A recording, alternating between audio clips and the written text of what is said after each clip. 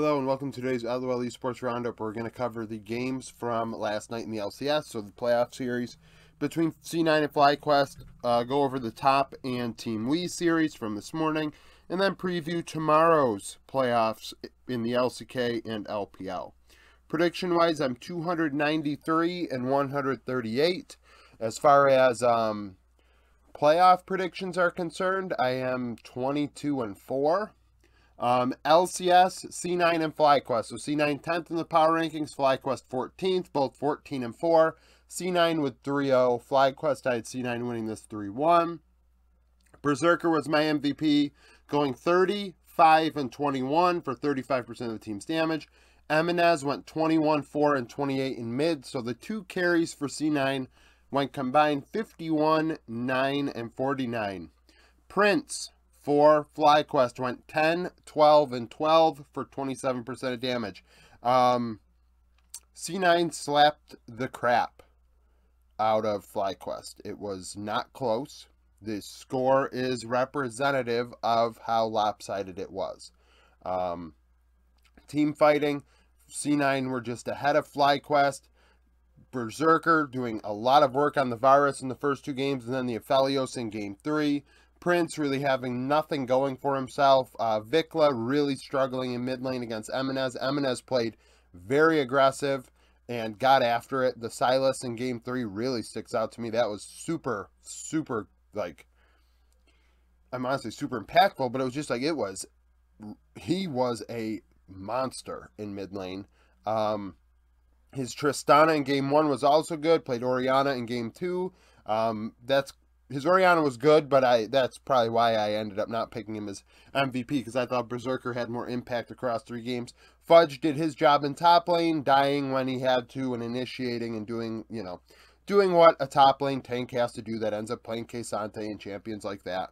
Blabber, there were moments that made you scratch your head, but at the same time, there were also really nice plays on the Maokai where he was able to kind of sniff out things FlyQuest wanted to do and, really stopped FlyQuest in their tracks. Fly looked very bad. And it actually reminded me of what I said before the split started about FlyQuest. And I know my power rankings, I've had them all the way up into the, I think maybe 10th or 9th place, and then dropped them down and this and that. But I looked back at my LCS split tier list, and I had C9, EG, and FlyQuest all in one tier at the top. And I listened to what I said about FlyQuest, and I said I didn't think they would win Spring. I thought that support would be the biggest problem, and support is a problem. And that Vikla is a young, inexperienced player in the grand scheme of things, because this is only his 3rd split. So with that in mind, I am not overly surprised by FlyQuest possibly not winning Spring. The manner in which they lost, that is a problem. Like I said, the support issue is massive. I don't think Winsome is good, and I don't think Isla has played great at all.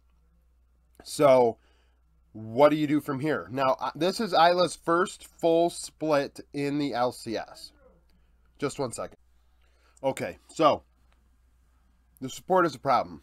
Isla has not looked great, but it is in his first split in the LCS, and still it's not even his first complete split because he only played the second half. It's hard. The thing is, you're not seeing progress, and that is a problem. You want to see some development and then say to yourself, okay, we see instances of growth here that we can, believe will continue. Not only that, Isla isn't as young as many would think because he played in the LCO for so long. So, what do you do as Fly? Well, you need a domestic support, because Vikla should not come out of the lineup. I don't care if he went 0-30 and 5 in this 3-game series. I don't care. And Prince obviously isn't coming out. So what do? You have to find a domestic support. And from what I understand, I guess there might be communication issues with this team. Spica and Isla do not speak Korean. I thought maybe it was possible that Spica had picked something up over the years, but evidently not enough to make it so that they can go Korean comms. And Isla doesn't have that in his repertoire either. So, there might be some of that going on. Regardless, this is not a surprise. I feel like a lot of people are going to be like, oh, this team is supposed to be so good and this and that. And it's like, I'm not surprised. I don't know why you are surprised. I don't know why. I don't. So, C9 winning 3-0. They won in every which way over FlyQuest. Fudge solo killing Impact a couple times. Speaka getting, read like a book by Blabber. Eminez just really there's nothing nice to say about what Eminez did to Vikla. And then Berserker over Prince. Berserker showed up in all 3 games during the regular split. I talked about it yesterday, and the day before, and it continued. He shows up against Prince. Prince does not show up in these big games. You take out the last game where Prince went like 5-7 and whatever. His KDA was positive, but once again, very low impact, low KP, not super high damage that you're used to out of Prince. And I said this, I don't know if Prince is one of those players that does struggle in the big moment. That might be a reality. LPL, Top and Team Wii. I thought Top would 3-0. They did not. They won 3-1. Top Esports 12th at 9-7. Team Wii 22nd at 8-8. Jackie Love would go 38-30 for 36% of the team's damage. Rookie 14-5-34 was my MVP. Hope 21-17-9 in the loss with 30% of damage. Game 1, Team Wii should have won. They were in a position to win a very low kill game.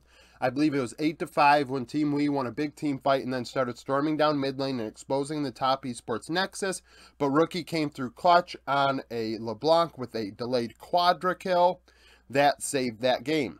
That is a big reason why I end up being my MVP. In addition to the fact that I thought Jackie Love and Mark looked like dogs in laning phase against Hope and Iwandi, getting killed multiple times in the 2v2 throughout the series, getting ganked. They did get a couple opportunities where they were able to return the favor, but you expect that bot lane to do better. I know yesterday I said, I believe that if Team Wii wants a chance to win, it has to be through bot, and Hope showed up in a big way. In some moments, it actually gave Team Wii an opportunity, and they won a game, right? So, with that in mind, Rookie ends up being the MVP. A lot to do with just saving Game 1 that allowed Game 2 actually to, Team Wii had nothing in Game 2. Game 2, Top, it's so one-sided. It was so one-sided. I think in kills it was like 21-3 at one point. Just absolutely smoked them. And then in Game 3, Team Wii responded. They got after the bot lane again. Shanks made some plays. Hang, I thought, played very well in this series. His first playoff series as a rookie and did fine. I know he's like 22 years old. He's not, super young, but he turns 22 this year. But he's a good player. I think that he's done a great job. He was my rookie of the split in the jungle. Not rookie of the split overall, Leave was, but rookie team, Hang was the jungler. I thought that he did very well. He stole a Baron off of T, and it was such a clean steal, too. He steals it, and then Shanks Rise ulties them all out of there. And it was like so clean. Game 4, though, Top responded. Jackie Love showing up, Rookie showing up. I thought Wayward, if you're going to be picking K-Sante, Ching Tian should be in this lineup, not Wayward. That was a concern of mine yesterday, the fact that there was a possibility they would play Wayward after only playing him one series in spring, and kind of really just slaps Ching Tian in the face. And I understand the last couple weeks were difficult, but all of Top has not looked good outside of Rookie. So for them to pull Ching Tian out of the lineup, I think is disingenuous. I think it's just a scapegoat. And the fact of the matter is, if you're going to be playing champions like bruisers like K-Sante and Scion and things like that in top lane, I would rather have Ching Tian in the lineup than Wayward. I think Wayward is more of a finesse top laner, more carry oriented. So it's definitely a thing that they have to work through throughout the rest of the playoffs and in summer.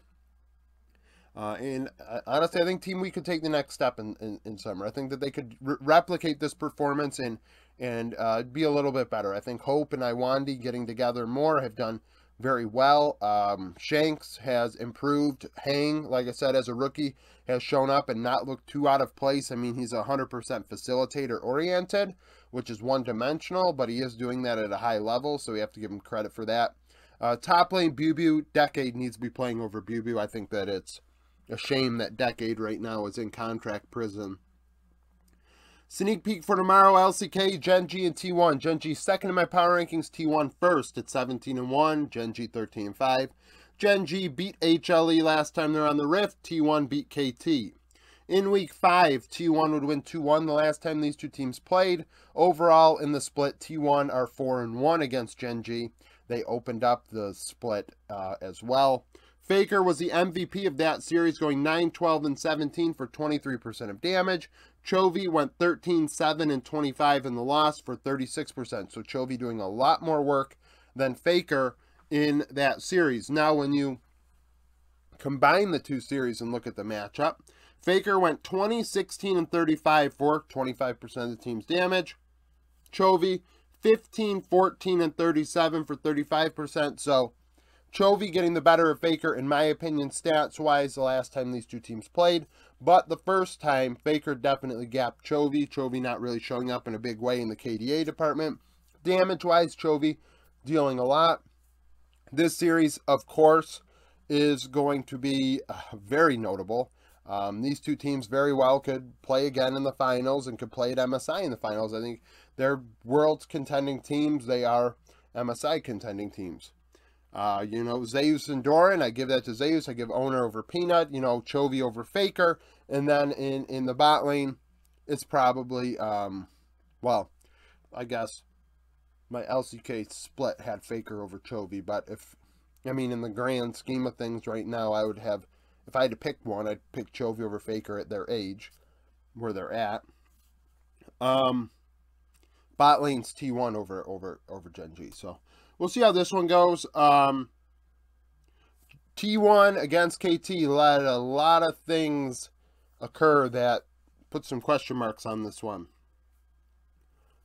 I almost picked KT over T1 in that one, and I didn't. And good thing I didn't, because it was the correct prediction to go 3-2 T1. But I don't know if Gen.G has what KT has against T1. Which is interesting, because I have Gen.G over KT in my power rankings, but that's beside the point. Gen.G might be third, and JDG are second, by the way, in the power rankings. LPL, RNG 19th, BLG 11th, RNG 8-8, coming off of a win against Thundertalk in the first round of the playoffs. BLG, last on the Rift, would lose to OMG 2-1. In Week 8, BLG would win 2-1 against RNG. Bin went 5-3-11 to earn the MVP recognition in the Discord, 27% of damage. Breathe, 2-8 and 14, 22% for RNG. This one could go either way. It depends what version of BLG shows up and what version of RNG shows up. I think RNG have some issues. That's putting it lightly. But BLG also have issues. So right now in the playoffs, in the LPL, we have imperfect teams, a lot of imperfect teams in the LPL. There's only a few that you could say are really, really above the rest. And then there are a lot of teams that are just meh right now. And RNG and BLG fall in that. So that's it for the roundup. Thank you for watching. If you liked the video, like it. Subscribe to the channel for daily League of Legends content. Follow me on Twitter. Join the Discord, become a supporter, and thank you for watching.